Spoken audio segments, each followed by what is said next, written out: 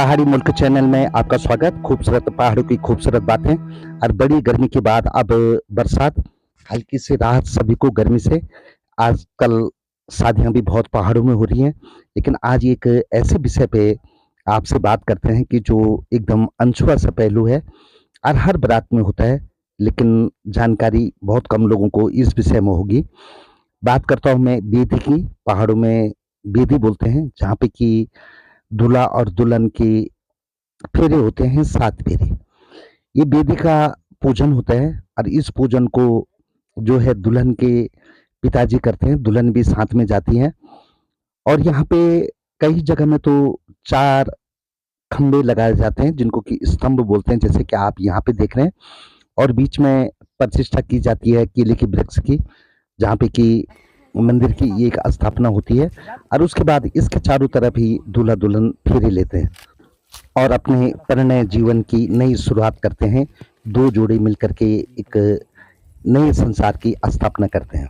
खैर, कई दिनों से मेरे दिमाग में भी ये प्रश्न था कि ये वेदी का जो पूजन होता है, पहले दूल्हा दुल्हन के यहाँ पहुँचने से पहले दुल्हन के पिताजी इसकी पूजा करते हैं, तो इसको क्यों करते हैं, इसका क्या कारण है। तो ये आज थोड़ा सा मैंने इस पे रिसर्च की और मैंने कहा जरूर अपने दर्शकों तक ये बात पहुंचानी चाहिए। इसमें 16 स्तंभ होते हैं। इसको एक यज्ञ क्षेत्र के रूप में समझा जाता है। यहाँ पे एक यज्ञ होता है, जहाँ पे कि दूल्हा दुल्हन एक दूसरे से अपने मन की बातें, कई बातें यहाँ पे होती हैं, वो तो सबको आपको मालूम है ही। कई यहाँ पे शपथें भी होती हैं अंचल फेरों की इस वेदी में। लेकिन जो ये 16 स्तंभ होते हैं, इसमें से विशेषकर कुछ क्षेत्रों में तो 16 स्तंभ भी लगाए जाते हैं जो यज्ञ के होते हैं, लेकिन कुछ जगहों में सिर्फ 4 स्तंभ से ही पूजा की जाती है।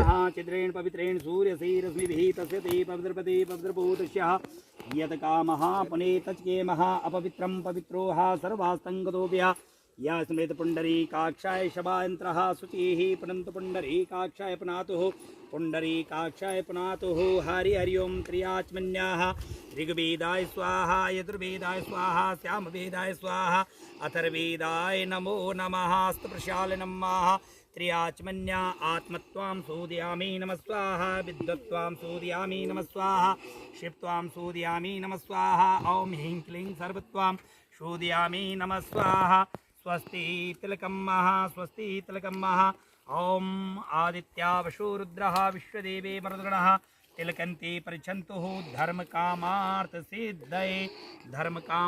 सिद्धये ओम श्री ओम अम्बे अम्बिके अम्बालिके नमानयति कश्चनः ससका सुभद्रिका काम्पीलवासिनीं महा ओम पृथ्वी मंत्रस्यः निर्वृति सूतलं छन्दो कुर्मो देवतः आश्यन पवित्र कंडे विनियोगः पृथ्वी त्वयि धृतलोका देवी त्वं विष्णुधर्ता त्वामांचद्रिया देवी पवित्र कुरचाष्णम ईं आधार सक्ताय नमः पृथ्वाय नमः बराय नमः कुसुमराय नमः इति हि गन्धः अक्षत्राः पात्रपुष्पं समर्पयामि नमः धूपम् अग्रयामि नमः प्रत्यक्षदीपं दर्शयामि नमः भूतोषादिनं महाभयात्म ओम अवतरवन्तु ते भूता ए भूतादिसंसिता ए भूता विघ्नकरस्ते निश्यन्तु शिवाराज्ञा ओम ख्यातः गणा प्राचिरक्षन्तु मादिशं तथा भृगरः पातु यमे पशुवितं भूतः प्रेतः पिशाच वः यक्षगन्धर्वाक्षः सोमं यावानो विदिखेषु जग्मयाः अग्निदेवामनिवः सूर्यचक्षुषु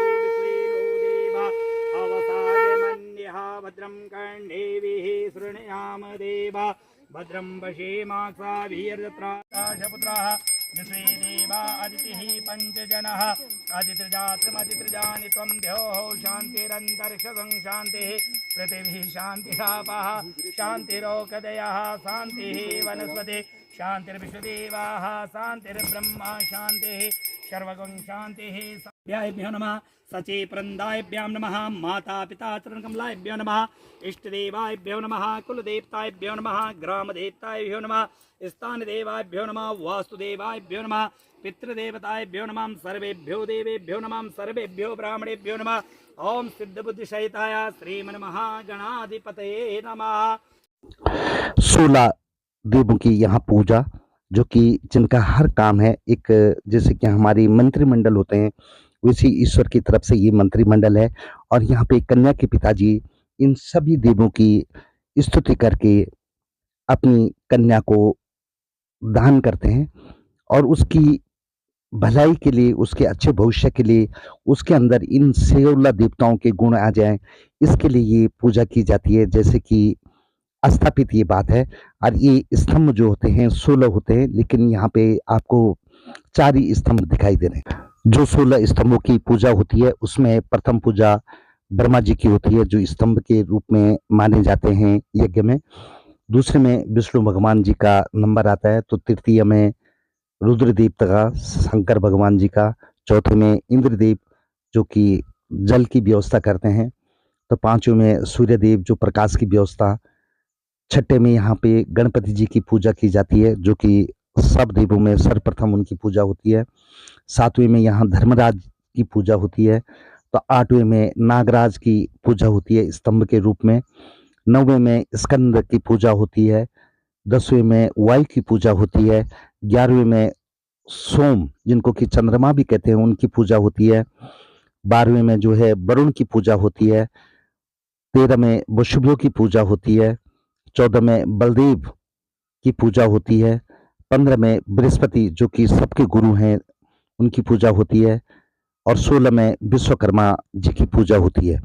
ये सब स्तंभ के रूप में इस यज्ञ में होते हैं, इस वेदी में होते हैं और इनकी सबकी पूजा की जाती है कि ये सभी इस नव जोड़े के लिए जो कि यहाँ पे शपथ लेने के लिए आने वाले हैं, परिणय सूत्र में बंधने के लिए, संसार को एक नई दिशा देने के लिए, उनका सौभाग्य रहे, उनको इन सभी देवताओं का आशीर्वाद मिले।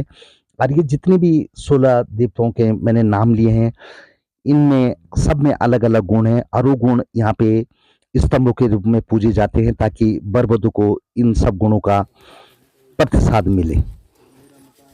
पूजा आप देख रहे हैं।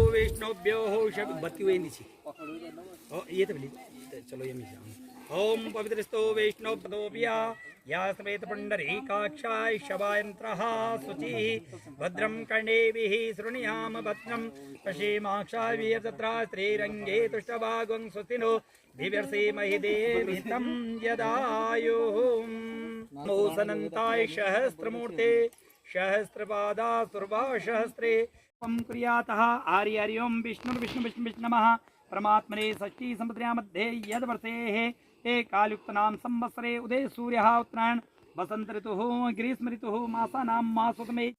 यज्ञ में ये सभी देव 16 स्तंभों के रूप में रहते हैं जहाँ भी यज्ञ होता है और ये बहुत बड़ा यज्ञ होता है सृष्टि को आगे बढ़ाने का।